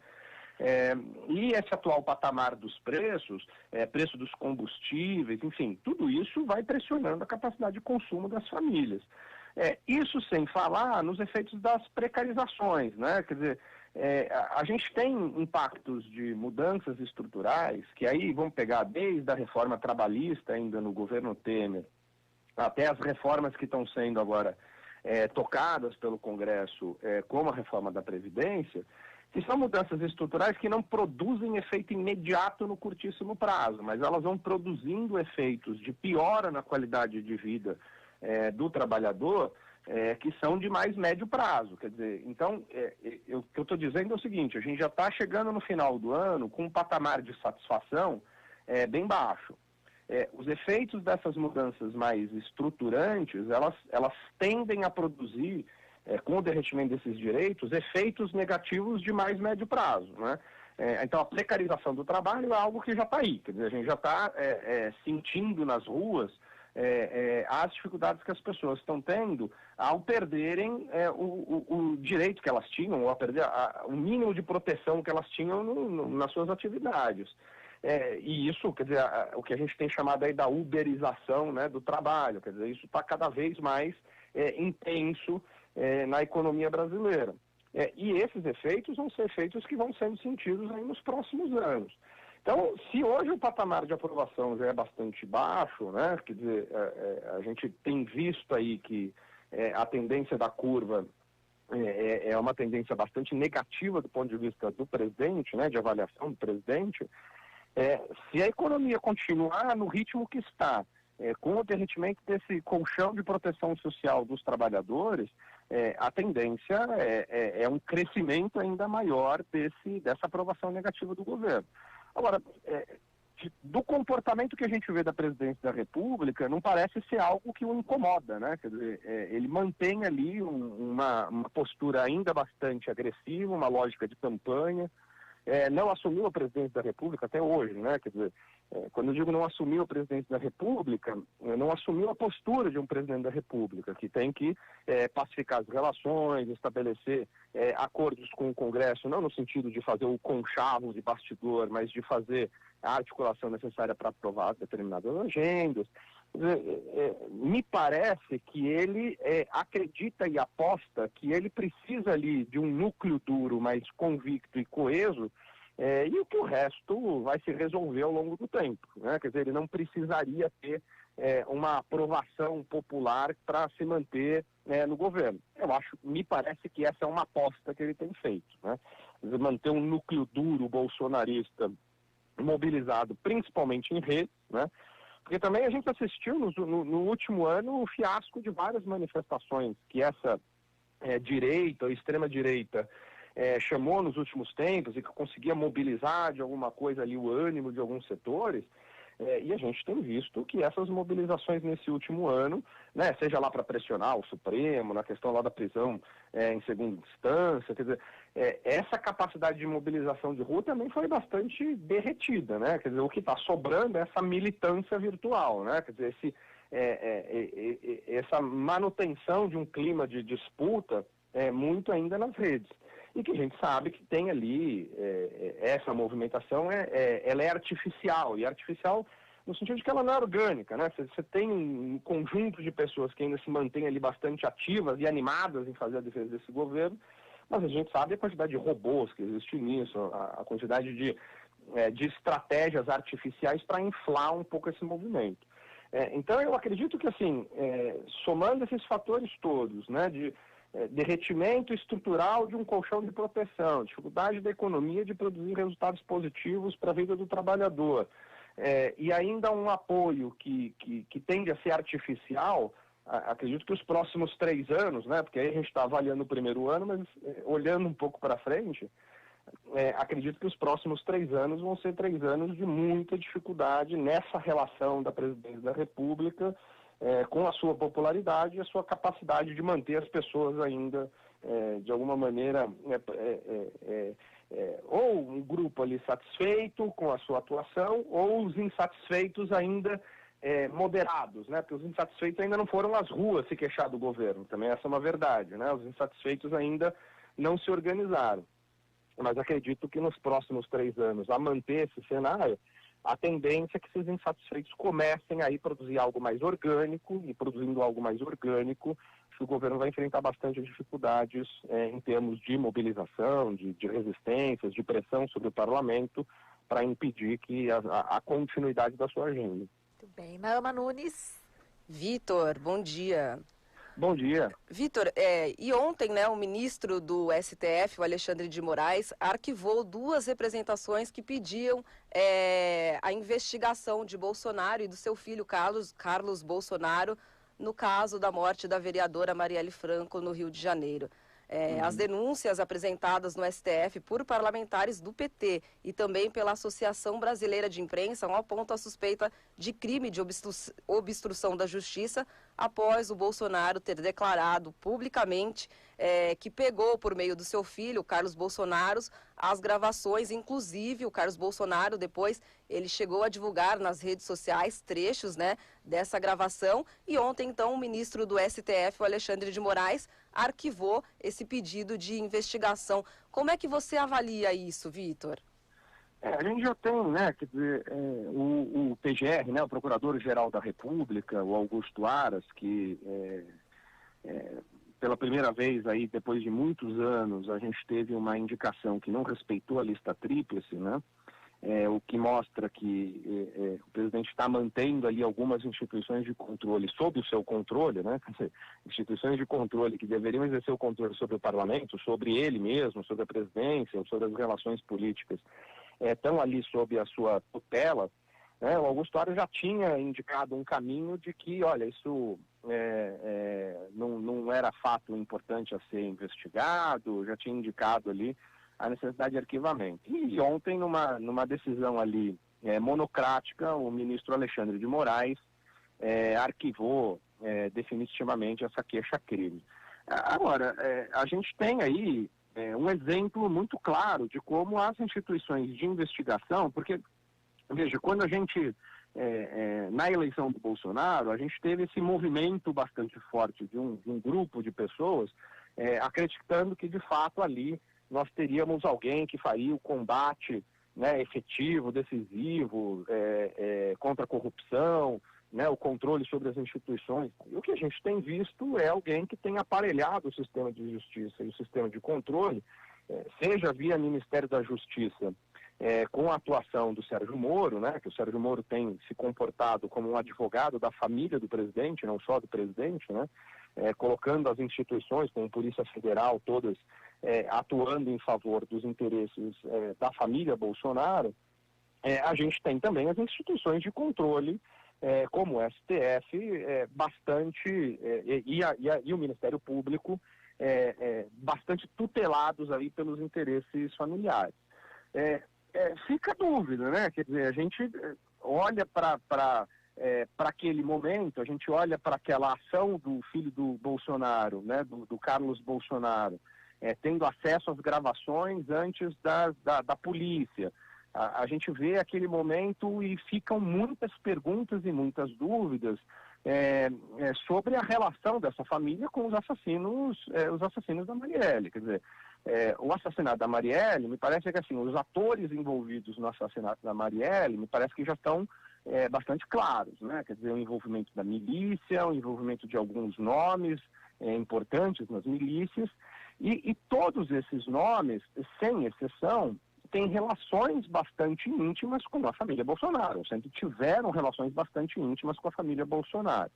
E há elementos bastante contundentes que nos permitem fazer ligações bastante firmes da família Bolsonaro com o crescimento das milícias no Rio de Janeiro. Portanto, assim, se o assassinato da Marielle está vinculado, e me parece que não resta dúvida, que descobrir as ações das milícias é peça-chave para descobrir o assassinato da Marielle, e que a família Bolsonaro tem relações íntimas com os milicianos no Rio de Janeiro, me parece que obstruir esse tipo de investigação, né, me parece que não avançar nesse tipo de investigação só pode ser explicado pelo nível de constrangimento e controle que a família Bolsonaro está exercendo sobre os órgãos de controle, sobre os órgãos de investigação policial. E essa decisão do STF me parece que vai bastante nessa direção, né? O quanto o futuro vai nos reservar aí a revelação de outros indícios, de outras materialidades, eu não sei, né? Mas me parece que a gente já tem indícios e materialidade o suficiente para avançar nesse tipo de investigação e responder algumas perguntas importantes, né? Quer dizer, o que o Carlos Bolsonaro fez buscando esses áudios antes da perícia? Porque a perícia saiu 2 dias depois, né? Quer dizer, a perícia do Ministério Público aconteceu logo depois. Quer dizer, por que esse material não foi periciado antes? Por que ele foi periciado depois do acesso do Carlos Bolsonaro? Quer dizer, essas perguntas todas deixam no ar uma sensação de que, de fato, tinha ali uma necessidade, ou uma vontade, ou uma ação de encobrir rastros, de apagar rastros. E eu acho que essa decisão do STF de arquivar esse tipo de investigação, me parece que ela deixa no ar ainda mais forte essa possibilidade ou essa dúvida de que a família Bolsonaro tem um envolvimento um pouco maior nesse caso do que, enfim, talvez a gente saiba hoje. Muito bem, agora o futuro já está chegando, aqui você falou do que nos reserva para o futuro, e o Globo acabou de dar notícia de que o Ministério Público do Rio de Janeiro está cumprindo na manhã desta quarta-feira diversos mandados de busca e apreensão em endereços de ex-assessores do senador Flávio Bolsonaro, tanto na capital como em Resende, no sul do estado do Rio. Eu vou te ler aqui a notícia, porque realmente é difícil que você tenha visto que acabou de sair. As medidas cautelares foram pedidas na investigação sobre lavagem de dinheiro e peculato, desvio de dinheiro público, no âmbito do antigo gabinete do senador, quando era deputado estadual na Assembleia Legislativa do Rio. São alvo das medidas cautelares os endereços de Fabrício Queiroz, ex-chefe da segurança de Flávio, seus familiares e ainda parentes de Ana Cristina Siqueira Vale, ex-mulher do presidente Jair Bolsonaro. As medidas cautelares desta quarta-feira atingem, sobretudo, ex-assessores que também tiveram sigilo fiscal e bancário quebrado pelo Tribunal de Justiça do Rio em abril. Ao todo, na ocasião, 96 pessoas e empresas foram alvo da decisão da 27ª Vara Criminal do Rio, Flávio Itabaiana de Oliveira Nicolau. Em Resende, são alvo os 9 parentes de Ana Cristina Siqueira Vale, que foram lotados no gabinete de Flávio durante algum período entre 2013 e o ano passado, tempo de seus 4 mandatos. José Procópio Vale, ex-sogro de Bolsonaro, Andréa Siqueira Vale, ex-cunhada de Bolsonaro, além dos primos Francisco Diniz, Daniela Gomes, Juliana Vargas e os tios Guilherme dos Santos Hudson, Ana Maria Siqueira Hudson, Maria José de Siqueira, Silva e Marina Siqueira Diniz. O Globo está salientando, né, que o jornal mostrou que o vendedor aposentado José Procópio Vale e Maria José de Siqueira e Silva, pai e tia de Ana Cristina, jamais tiveram crachá funcional da Alerj. Ele ficou lotado 5 anos e ela 9. Bom, continua a matéria, mas já é suficiente para você fazer o comentário e mostrar todo esse envolvimento da família aí do presidente, né? E passava por isso, né, Marilu? Eu acho que a gente já tem aí indícios de que os gabinetes desses deputados, né, na Assembleia Legislativa, no Rio de Janeiro, serviam de espaço também para que essas pessoas que têm um protagonismo nas milícias do Rio de Janeiro, isso não é, quer dizer, a gente não está fazendo especulação, acho que já tem provas muito contundentes de que essas pessoas são o núcleo duro das milícias no Rio de Janeiro. E são pessoas que ocupavam posições importantes no gabinete do Flávio Bolsonaro.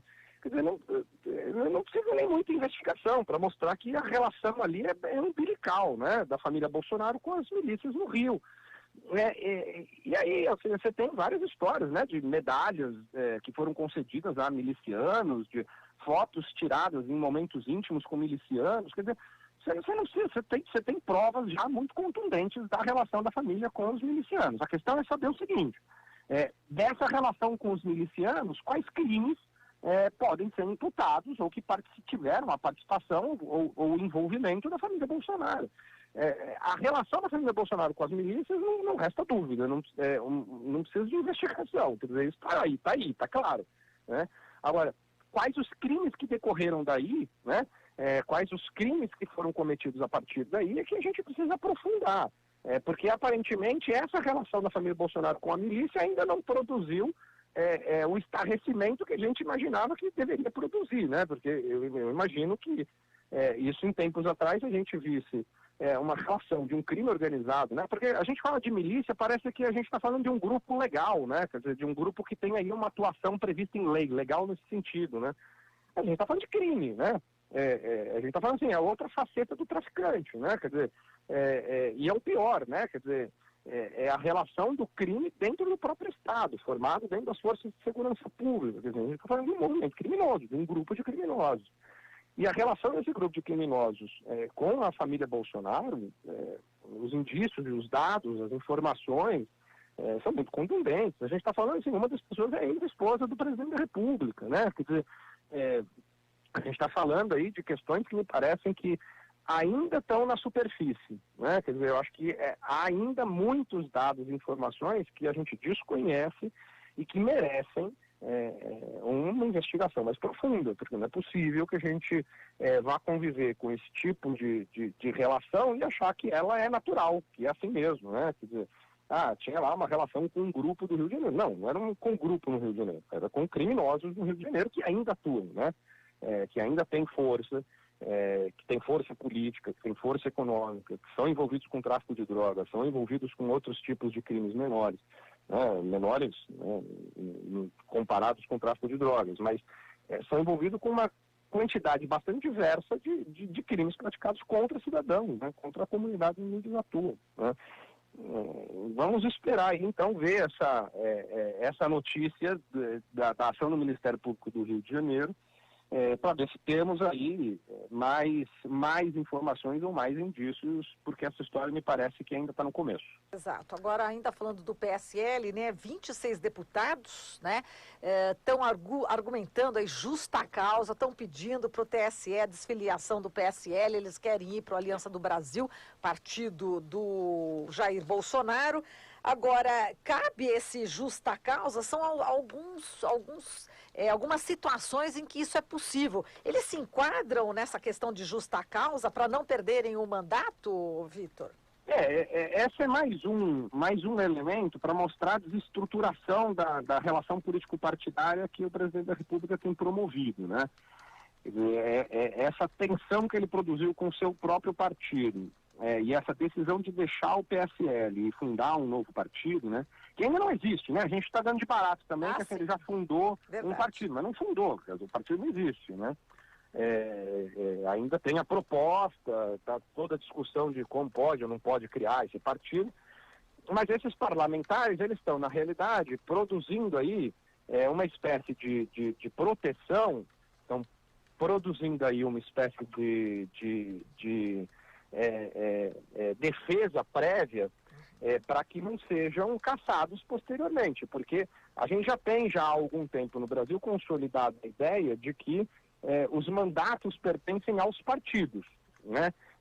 A gente tinha no tempo anterior a possibilidade de migração de um partido para o outro sem que isso ameaçasse o mandato do parlamentar. Já está consolidada aí há algum tempo na legislação brasileira de que, ao migrar do partido, o parlamentar perde o direito do mandato. Então, esses parlamentares, eles estão buscando essa defesa prévia da tal justa causa para dizer o seguinte, assim, olha, eu não estou saindo do partido porque eu quero, eu estou saindo do partido porque eu estou sendo perseguido, porque o partido mudou as suas concepções ideológicas, tal, então eu justifico a saída do partido. E eles querem justificar a saída do partido como uma defesa prévia exatamente para não terem os seus mandatos ameaçados.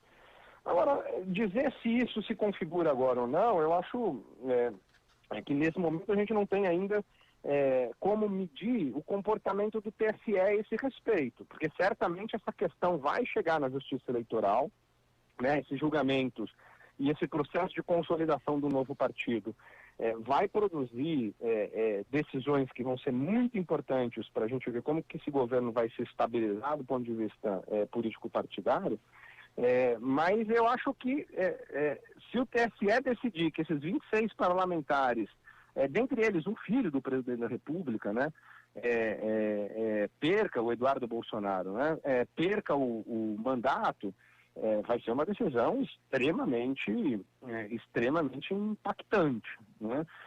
E lembrando que o ano que vem a gente tem eleições municipais, né?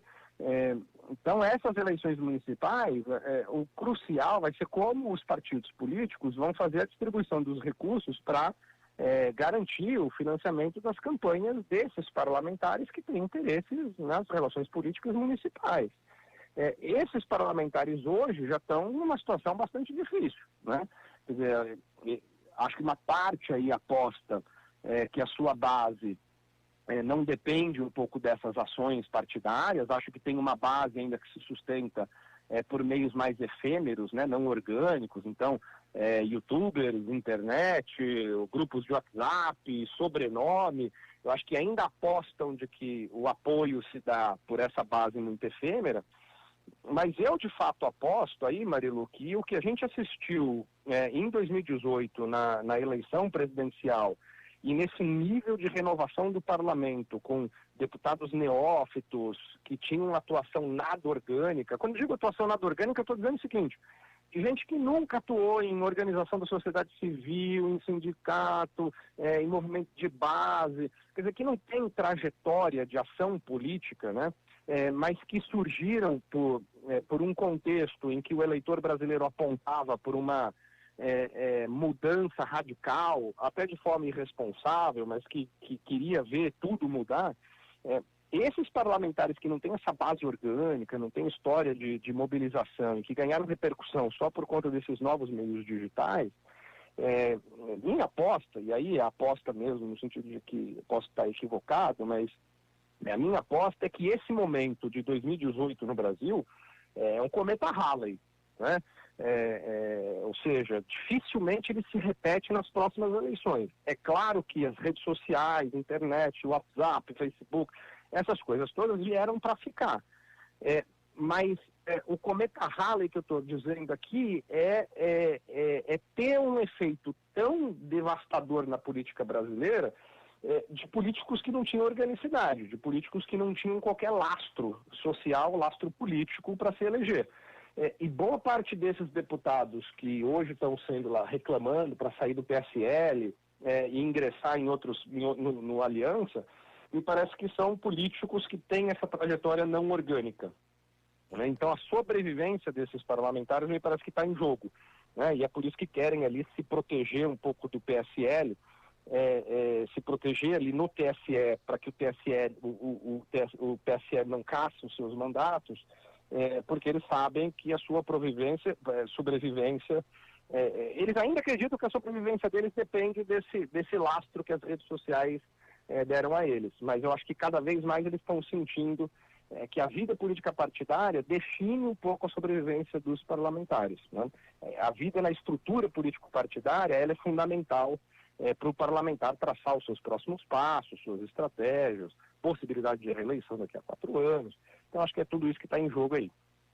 Ô, Vitor, e para a gente aqui complementar a sua análise, ontem o Instituto Datafolha revelou aqui uma pesquisa que fala sobre a reprovação de deputados e senadores, né? Voltou a subir a taxa de rejeição em 45%, em comparação com a do final de agosto passado, último mês de agosto, né? Como é que você analisa essa rejeição subindo? Os números mostram uma piora nesse quadro decorrente do primeiro ano dessa nova legislatura, né? Pois é, mais um elemento aí a reforçar isso que eu dizia há pouco, né? Quer dizer, porque aquele momento de 2018, que eu estou chamando aí de cometa Halley, né? Quer dizer, que produziu esse efeito de levar à Câmara dos Deputados uma série de deputados novos, que não tinham lastro social, que não tinham organicidade, ele agora começa também a entrar num outro momento que o eleitor, o cidadão, começa a cobrar resultados, né?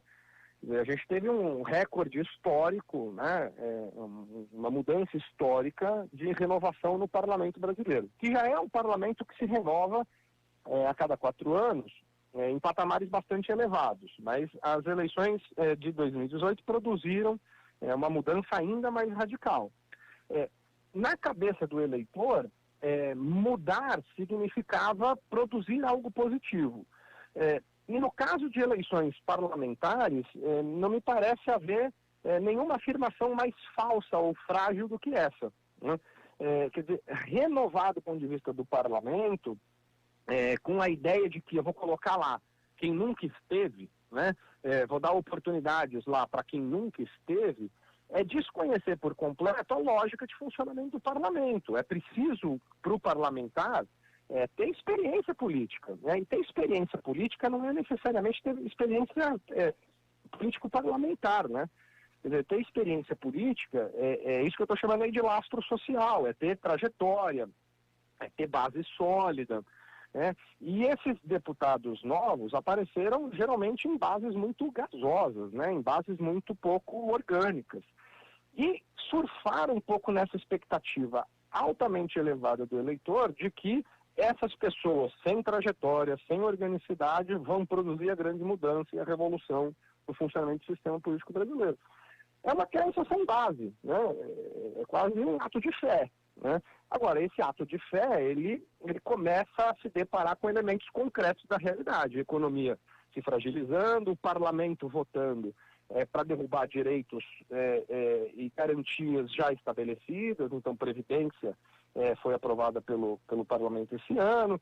Quer dizer, isso tudo vai, do ponto de vista do eleitor, desgastando a imagem do parlamentar e reduzindo aí aquelas expectativas de fé depositada nas urnas. Então, os elementos da realidade vão recolocando um pouco as coisas no lugar. Que parlamentos tenham índices de rejeição alto, eu acho que é da vida das democracias. Se a gente for olhar outros dados aí de outros países, parlamentos geralmente têm aprovações mais baixas, porque o parlamento é um espaço de fato de tensão, de disputa de interesses. O parlamentar, individualmente, tem um número de votos de eleitores baixo comparado com o voto do presidente da República. Então é normal, né, que o parlamento tenha índices que não sejam muito altos de aprovação. Mas no nosso caso a gente tem aí, eu acho que um dado bastante significativo, que são de fato muito altos esses dados de reprovação. Ainda não está nos patamares anteriores, né? A gente teve lá em 93, na hiperinflação do país, uma avaliação muito negativa do parlamento. E mais recentemente, acho que na gestão Temer, talvez um recorde de avaliação negativa. Mas me parece que nesse momento a gente está começando a dissolver aquela aposta, aposta baseada na fé dos eleitores de que basta colocar gente nova, que tudo melhora, e a gente começa a ter essa fé confrontada com os dados reais, para se perceber que gente sem trajetória, neófitos, não produzem boa capacidade de produzir política pública, de produzir boas decisões, né? E esses dados começam a revelar isso. Muito bem, Vitor. Olha, muito obrigada aqui pela sua participação. A gente já estava com saudade aqui da sua análise.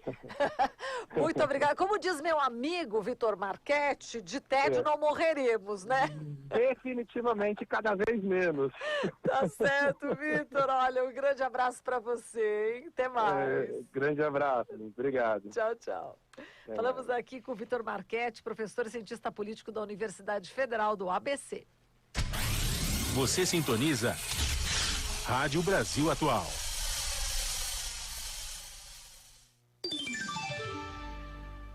Agora são 8h36. E ativistas e entidades ligadas às comissões de desaparecidos políticos e mortos durante a ditadura cobram do poder público a identificação das ossadas encontradas em uma obra na Zona Sul de São Paulo. Os detalhes na reportagem de Daiane Ponte.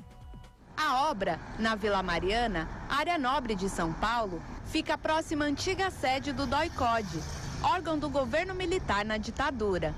Apesar das ossadas terem sido encontradas e devidamente notificadas à empresa, somente agora a história veio à tona. O inquérito policial foi aberto, instalado na Delegacia Seccional de Diadema. Por quê? Foi lá que os funcionários fizeram a denúncia de que encontraram alguns ossos quando estavam virando a terra na construção de um edifício. O relatório dos investigadores ele é do dia 31 de outubro. Com certeza, os investigadores precisaram de, no mínimo, 30 dias para fazer essas oitivas que eles fizeram para construir aquele relatório. Portanto, eu estou pressupondo que a Delegacia de Diadema ficou sabendo desse episódio final de setembro, começo de outubro. Apesar da descoberta das ossadas e possíveis desdobramentos do caso, a obra não foi paralisada. Qualquer obra que você estiver fazendo, que você localizou um osso, tem que parar e chamar os órgãos municipais responsáveis por isso, que é o Compresp, que é o Condefat, quer dizer, isso não foi feito. Fizeram uma reunião e determinaram que a obra estava atrasada e que podiam levar essas ossadas, então, para um aterro lá em Carapicuíba. É muito chocante, né? Você vê que uma construtora grande que vai entregar um empreendimento caro, né, num local dito, né, considerado nobre, né, da cidade, não tem um protocolo, simplesmente entende que pode descartar, que pode não considerar ossos que podem ser de seres humanos, né? Então demonstra também assim o descaso com com a vida humana e principalmente com a vida humana de pessoas pobres, né? Porque dificilmente ali enterrado naquelas condições, né, seriam pessoas consideradas, né, também, né, de bem, de família, de posses, né? Foi neste local onde foi encontrada a ossada de 6 corpos, mas ao invés de acionarem a polícia, a ordem foi despejar esses ossos junto com os rejeitos da obra em uma lagoa em Carapicuíba. A pessoa que deu as ordens para que se faça isso, ela responde por crime, porque isso é vilipêndio de cadáver, isso é destruição de cadáver. O Código Penal prevê esse tipo de conduta. Não é porque é uma ossada que não é mais um cadáver, é grave do mesmo jeito. É preciso que tenha uma investigação no âmbito da Polícia Civil, para ver quem é que deu essa ordem, né, e apurar esse crime. De acordo com o laudo emitido pela Secretaria de Segurança Pública, as ossadas não seriam humanas. Para Ítalo Cardoso, membro da Comissão das Ossadas da Vala de Perus, há uma diferença gritante entre o laudo e depoimentos dos trabalhadores que tiveram contato com as ossadas. E esses ossos, inclusive com perfuração, que aparentemente pode ser de bala, esses ossos tinham sobre eles um pó branco, que aparentemente é cal, né? Então, dificilmente eu posso dizer que não é ossos de seres humanos. Ninguém vai enterrar e jogar cal em cima de uma ossada de um animal. Está no relatório da polícia que tinham corpos enterrados de pé. Ou isso é requinte de tortura, de crueldade, ou eu não sei o que é. Para Eugênia Gonzaga, ex-presidenta da Comissão Especial de Mortos e Desaparecidos Políticos, é preciso cobrar a devida identificação das ossadas. No mínimo, é preciso que sejam coletadas amostras de DNA desse conjunto de ossadas. Tudo ainda é um mistério. Então, obviamente, aparecem corpos ali do lado, é impossível não considerar que possa ser, sim, de desaparecido político ou de outro tipo de violência do Estado. Aqui você ouve as notícias que os outros não dão. Jornal Brasil Atual. Agora são 8h41. O Ministério Público do Estado de São Paulo realiza nesta quarta-feira a cerimônia de entrega das certidões de óbito retificadas aos familiares de Virgílio Gomes da Silva e Luiz Eduardo da Rocha Merlino. Vai ser às 11 da manhã no auditório Luiz Felipe França Ramos, no 9º andar do edifício Campos Sales, sede do Ministério Público do Estado de São Paulo, que fica na rua Riachuelo 115, na região central de São Paulo. A gente vai falar agora com a Tatiana Merlino, ela que é jornalista, ela que é sobrinha também do Luiz Eduardo da Rocha Merlino. A Tatiana, né, ela atua na área de direitos humanos, já foi editora das revistas Caros Amigos, Carta Capital, entre outras publicações, fundadora da Ponte Jornalismo e da Agência Pública, trabalhou na Comissão da Verdade de São Paulo, recebeu 4 prêmios Vladimir Herzog de Direitos Humanos e é coautora também dos livros A Invasão Corintiana e também Luta Substantivo Feminino, Mulheres Torturadas, Desaparecidas e Mortas na Resistência à Ditadura, e também organizadora da publicação Infância Roubada, Crianças Atingidas pela Ditadura Militar no Brasil. Olá, Tatiana, prazer falar contigo, bom dia. Bom dia, Marilu, um prazer falar com você também. Tatiana, vamos falar aqui sobre essa cerimônia de entrega, né, das certidões de óbito retificadas, a importância, né, deste ato hoje, diante, né, de um governo, né, em que há extremos retrocessos, e quando o Jair Bolsonaro, né, ele fala diversas vezes, né, que o coronel Brilhante Ustra, torturador inclusive do seu tio Merlino, cada vez que ele fala, né, que, enfim, que ele é o herói, ele recebeu inclusive a viúva do general Ustra e falou novamente que o Ustra foi um herói nacional, isso eu imagino que deve atingir em cheio a família daqueles que foram mortos e desaparecidos. É isso, Tatiana? Marilu, toda vez que o presidente Jair Bolsonaro chama o Ustra de herói nacional, a vez que ele convidou a esposa do Ustra, Joseíta, eu escrevi até um artigo em que eu falo isso, que é como se as famílias fossem, os ex-presos políticos fossem novamente torturados, colocados no pau de arara na cadeira do dragão, e para as famílias é de uma violência extrema, quando o presidente fala isso, na defesa de um período em que as pessoas foram torturadas, assassinadas, desaparecidas, mulheres estupradas e corpos desaparecidos. Por conta disso, este dia de hoje é um dia muito importante. É muito importante para a família do Luiz Eduardo Merlino e é muito importante para a história do Brasil, para a reconstrução da memória histórica, da memória e da verdade histórica do Brasil. É uma medida, né, de restabelecimento de memória e verdade.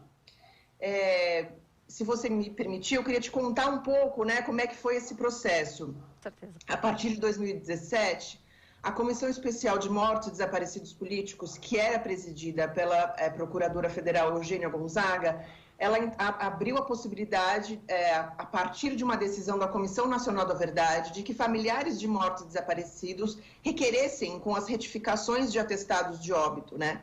É de uma violência extrema você ter uma versão falsa da morte de um familiar que foi assassinado, né? Por exemplo, no caso do Luiz Eduardo Merlino, que foi torturado durante 24 horas no Pau de Arara, no atestado de óbito dele constava anemia aguda traumática como a causa mortes. Então, é uma das medidas, né, de reparação, né, da justiça de transição do Brasil. Então, em 2017 foi feito esse pedido junto à doutora Eugênia Gonzaga. A doutora Eugênia Gonzaga foi exonerada, né, de uma forma brutal, em julho deste ano, pelo presidente Jair Bolsonaro, e no lugar dela foi colocada. E no lugar dela, bom, enfim, a gente está falando aqui com a Tatiana Merlino, vamos ver se a gente consegue o contato com a Tatiana por telefone. Oi, Tatiana, acho que caiu aqui o nosso Algumas Skype. retificações dos atestados de óbito tinham sido feitas. Está me ouvindo, Marilu? Sim, acho que agora você voltou pelo YouTube. Vamos ver só se a gente consegue novamente. Acho que não. É isso, gente? Não. Então vamos por telefone. Tá? Agora sim. Agora sim? Estamos com a imagem. Agora sim, agora estamos com a imagem. Pode continuar, vamos lá. Desculpa. Algumas retificações de atestados de óbitos haviam sido feitas na gestão da doutora Eugênia. No caso do Luiz Eduardo Merlino, assim como de outros casos, um cartório de registro civil do Jardim América negou o pedido de retificação. Então, nós tivemos que entrar com um recurso na Corregedoria Geral de Justiça, isso com o apoio da doutora Eugênia. Com a exoneração da doutora Eugênia do cargo, quem passou a cuidar dessa retificação foi o doutor Eduardo Valério, né, promotor do Ministério Público. Então, com esse recurso na Corregedoria Geral de Justiça, nós conseguimos, então, e no mês de outubro, então, nós recebemos a notícia de que o atestado de óbito do Luiz Eduardo Merlino havia sido retificado. E agora vai constar na certidão de óbito dele a causa-morte da seguinte forma: em razão de morte natural, violenta, causada pelo Estado brasileiro no contexto da perseguição sistemática e generalizada à população identificada como opositora política ao regime ditatorial de 64 a 85. Perfeito. O que é a verdade, então, né, dos fatos.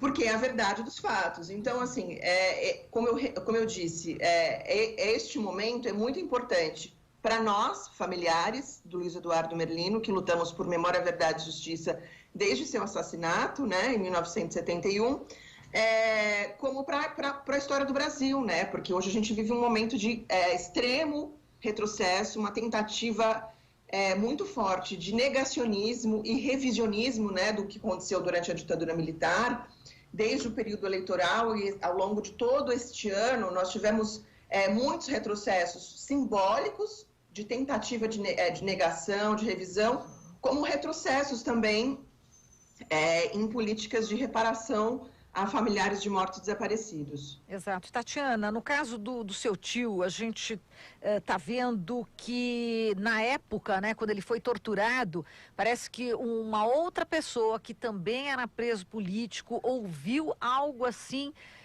Realmente que choca. Eu gostaria que você contasse, né, para os ouvintes, telespectadores, essa questão do momento da tortura que o seu tio sofreu e o que foi ouvido e que vocês conseguiram resgatar essa verdade também naquele momento. Sobre o Ustra, você diz, Sobre né? o Ustra, exatamente. O que ele teria dito, né? Sim. Ao longo desses anos, como a família moveu ações para tentar responsabilizar o coronel Ustra pelo assassinato, pela responsabilidade do Ustra, nós, familiares do Merlino, junto com o advogado Fábio Conder Comparato, que foi nosso advogado numa ação declaratória contra o coronel Ustra, nós juntamos, né, um quebra-cabeças com várias testemunhas do assassinato, da tortura, né, do martírio do Luiz Eduardo Merlino, de várias pessoas que estiveram presas com ele e que presenciaram, testemunharam o que aconteceu com ele. Então, cada uma dessas pessoas foi contando uma parte da história e a gente conseguiu reconstruir uma narrativa que mostra o que aconteceu, né, no período em que desde que ele foi preso até o momento em que ele foi assassinado. Tem uma dessas testemunhas que chama Otacílio Cecchini, que era um militante da mesma organização que o Merlino, e que, o Merlino foi torturado por 24 horas no Pau de Arara e foi colocado numa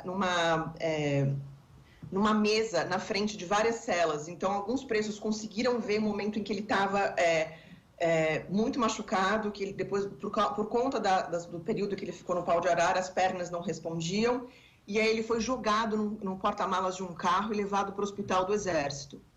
O Otacílio, pouco depois disso, estava sendo na sala de tortura, o Ustra estava presente, comandando as torturas dele, e o Ustra recebeu uma ligação em que, perguntando sobre o Merlino, porque como ele estava com a perna gangrenando, que para salvar a vida dele, teriam que amputar a perna. Para amputar a perna, em tese, a família teria que ser consultada sobre essa amputação ou não. E aí a decisão dele foi, deixa morrer. Então, este é um dos testemunhos, né, que nós juntamos ao longo de todos esses anos para tentar provar a responsabilidade do coronel Carlos Alberto Brilhante Ustra. E vale ressaltar que existe uma ação que foi movida contra ele, uma ação por danos morais. Nós vencemos em primeira instância em 2012 e em 2018, em segunda instância, o processo foi extinto pelo Tribunal de Justiça de São Paulo, numa decisão monstruosa em que os desembargadores falaram em suposta ditadura e suposto torturador, apesar de haver provas do assassinato do Luiz Eduardo Merlino ter sido reconhecido pela Comissão Nacional da Verdade. Então, mas nós recorremos ao STJ e não vamos parar de lutar, vamos continuar lutando pelo resgate, pela justiça e pela verdade histórica do que aconteceu com ele. Perfeito, Tatiana, a gente agradece aqui a sua participação, lembrando que hoje, né, que acontece essa cerimônia, né, da entrega das certidões de óbito, retificadas devidamente, como você bem explicou, aos seus familiares, né, de Luiz Eduardo da Rocha Merlino e também ao Virgílio Gomes da Silva. A gente agradece muito aqui a participação, Tatiana, e, enfim, estamos aqui, a Rádio Brasil Atual, a TVT, totalmente solidárias, né, solidárias estamos em relação a essa luta que vocês enfrentam, viu? Desde sempre. Um grande abraço, Tatiana, e estamos com vocês aí. Muito obrigada, Marilu. Agradeço o apoio e agradeço o espaço para a gente falar sobre esse tema tão importante. Sem dúvida. Um beijo para você, Tatiana. Até mais. Beijo, Marilu. Até. Até. Falamos aqui com a Tatiana Merlino, ela que é jornalista e sobrinha do Luiz Eduardo da Rocha Merlino. Você está ouvindo Jornal Brasil Atual. As notícias que os outros não dão. E o programa Hora do Rango reapresenta hoje a entrevista com o grupo Karnak, liderado pelo cantor e compositor André Abujanra. Formado em 2002, o Karnak mistura ritmos, estilos musicais e teatralidade que influenciaram e continuam influenciando artistas da nova geração. No segundo bloco do programa, você acompanha o bate-papo com o grupo Rumo. Referência da música brasileira produzida nos anos 80 e expoente da chamada vanguarda paulistana, o grupo voltou à ativa em 2019, após 27 anos. Não perca, Karnak e o Grupo Rumo no Hora do Rango, com a apresentação do Colibri Vita. Muito bem, olha só, hein? Vamos reapresentar. Vamos reapresentar, mas eu ainda estou chocada aqui com a entrevista, né, da Tatiana Merlino, gente, a crueldade, né, que os presos políticos passaram durante a ditadura militar, né, o coronel Brilhante Ustra dizendo que deixa morrer, né, quer dizer, enfim, vai amputar ou não a perna, e ele falou, deixa morrer, realmente, tô passada ainda, viu? Mas vamos lá, vamos, bola pra frente, vamos continuar a luta aqui, né, na Ama Nunes. Muito difícil ter que noticiar isso, né, reviver. Muito. Imagina para os familiares, Pros né? familiares. Pra gente é difícil, para eles, então, resgatar essa memória é muito triste. Por isso que é importante a luta pelo reconhecimento, né? Sem dúvida. Vamos lá, Ana, dá um abraço aí pra galera, né? Vamos dar um abraço pro Paulo, que acompanhou aqui, Paulo Mohan da Luz. Ele acompanhou aqui o nosso jornal. Quem está por aqui também dando parabéns pelo nosso jornalismo é o Moacir de Diadema. Ele também acompanhou aqui. E também o Eduardo de Mogi das Cruzes também dá os parabéns e ainda repercute aqui o fato do Jair Bolsonaro ter chamado o Paulo Freire de energúmeno. Marilu, a gente... Se falar, hein? Tá, é difícil, hein, gente? Que tempos são esses, meu Deus? Exatamente, que avanço, né, de conservadorismo, retrocessos, né, Marilu? É muito triste ter que assumir aqui essa bancada do jornal, tendo que noticiar tantas coisas ruins. Verdade. Esperamos por dias melhores. Exatamente. Né? Nossa Senhora, um abraço para Nilza Baesse, enfim, para Valmira de Paula, né? Olha só, ela diz o seguinte: bom dia, quando os perversos tomam poder, o povo é quem vai sofrer, né? Enfim, tem várias manifestações aqui, mas a gente já está chegando ao final, né, do nosso Jornal Brasil Atual, Jornal Brasil Atual, que teve a apresentação de Naama Nunes. E Marilu Cabanhas. Reportagens de Daiane Ponte, colaboração da equipe do Brasil de Fato, produção de Larissa Borer, redes sociais, Juliana Almeida, equipe da TVT, Eduardo Quirino na direção de imagens, João da Hora na produção, trabalhos técnicos de Alexandre Celes, Fábio Balbini, Michel Lopes aqui na mesa. Edição de Ana Rosa Carrara. Também aqui no estúdio, coordenação de Terlânia Bruno, direção de Oswaldo Luiz Colibri Vita. Jornal Brasil Atual é um programa da Rádio Brasil Atual, da Fundação Sociedade, Comunicação, Cultura e Trabalho. A gente volta amanhã às 7 horas. Obrigada pela audiência, gente. Até amanhã, bom dia.